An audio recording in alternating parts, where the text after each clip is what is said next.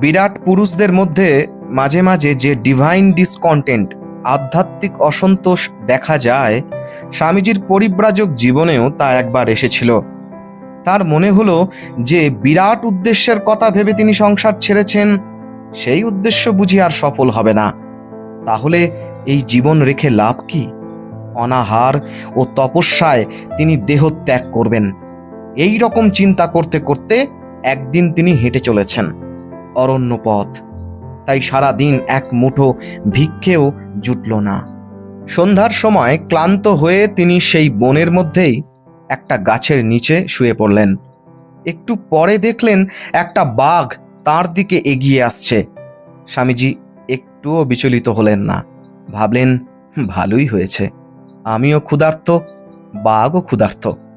আমার দ্বারা তো জগতের কোনো কল্যাণ হওয়ার সম্ভাবনা দেখছি না, কাজেই আমার শরীরটার সাহায্যে অন্তত এই পশুটার যদি খিদে মেটে তাহলেই বা মন্দ কি।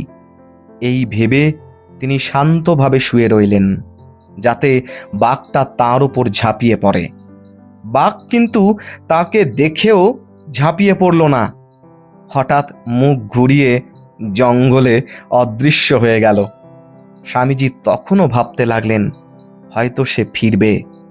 সারা রাত ওই গাছের নিচে শুয়ে স্বামীজি অপেক্ষা করলেন, কিন্তু বাঘ আর ফিরে এলো না। সেদিন বাঘ ফিরে এলে কি হতো আমরা জানি না, জানতেও চাই না। এই ঘটনা আরও একবার প্রমাণ করে স্বামীজির ওপর ঠাকুরের আশীর্বাদ সব সময় ছিল। তিনি চাইলেই তো সব হয় না, কারণ ঠাকুর তাঁর দায়িত্বভার গ্রহণ করেছিলেন। জগৎকে শিক্ষা দেওয়ার যে গুরু দায়িত্ব ঠাকুর তাকে দিয়েছেন, তা শেষ না হওয়া পর্যন্ত কিচ্ছুটি হবার নয়। সব ঠাকুরের কৃপা, বুঝলেন, সব ঠাকুরের কৃপা।